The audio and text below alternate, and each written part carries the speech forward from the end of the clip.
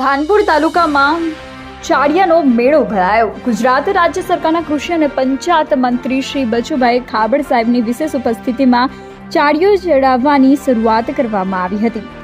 દાહોદ જિલ્લાના ધાનપુર તાલુકામાં દર વર્ષની જેમ વર્ષો જૂની પરંપરા મુજબ ધાનપુરમાં ચાડિયાનો મેળો ભરાય છે। આદિવાસી ઢોલને લોક નૃત્ય કરવામાં આવતું હોય છે, જેમાં મોટી સંખ્યામાં માનવ મહેરામણ ઉમટી પડે છે। આંબાના વૃક્ષ પર ગોળ, ધાણા અને 551 રૂપિયા બાંધીને આંબાના વૃક્ષ પર લટકાવવામાં આવે છે અને તેને નવયુવાનો પોટલીને પાડવા માટે હોડ લગાવતા હોય છે। વર્ષો જૂની પરંપરા અનુસાર એવી ખાસિયત માનવામાં આવે છે કે જેને સંતાન પ્રાપ્તિ ના થઈ હોય તેમજ જેના લગ્ન ના થતા હોય તો આંબાના વૃક્ષ પર જે ચાડિયાની પોટલી બાંધવામાં આવે છે, જેને નીચે ઉતારવાથી તેની મનોકામના પૂર્ણ થાય છે તેવું માનવામાં આવે છે। દાહોદ જિલ્લાના ધાનપુર તાલુકાનો આ ચાડિયાનો મુખ્ય મેળો પ્રખ્યાત છે। એમાં ધાનપુર તાલુકાના તેમજ દાહોદ જિલ્લાના તમામ ગામના લોકો આ મેળાને જોવા માટે મોટી સંખ્યામાં લોકો ઉમટ્યા। બાઈટ મંત્રી શ્રી બચુભાઈ ખાબડ સાહેબે તમામ ઢોલ રસિકોનો આભાર માન્યો હતો। રિપોર્ટર નરેન્દ્રસિંહ ચૌહાણ।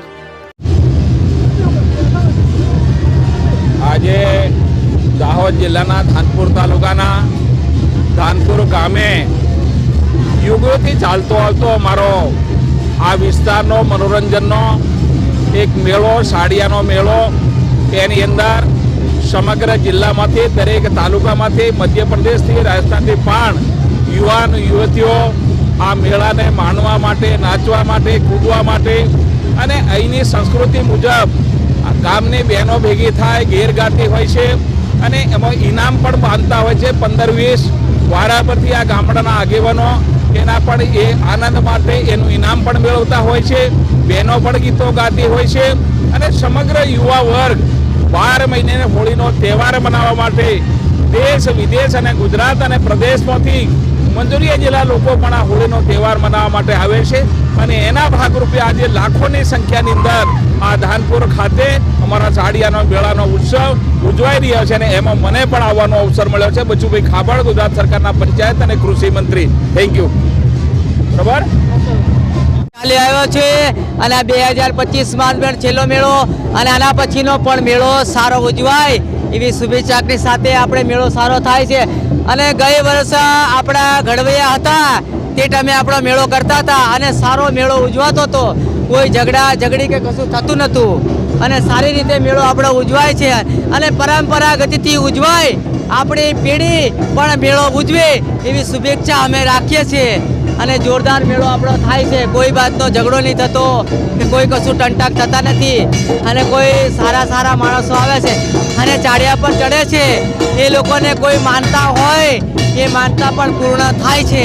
એ પરંપરાગત સાથે આપણે મેળો ભરીએ છીએ અને બહુ સરસ મજાનો મેળો થાય છે અને કોઈને છોકરા નહીં થતા હોય, કોઈકને વળી પત્નીની ભૈરું નહીં મળતું હોય તો પણ એની આંકડીની પ્રમાણે ભૈરું પણ એને જો રાખે તો મળી શકે છે।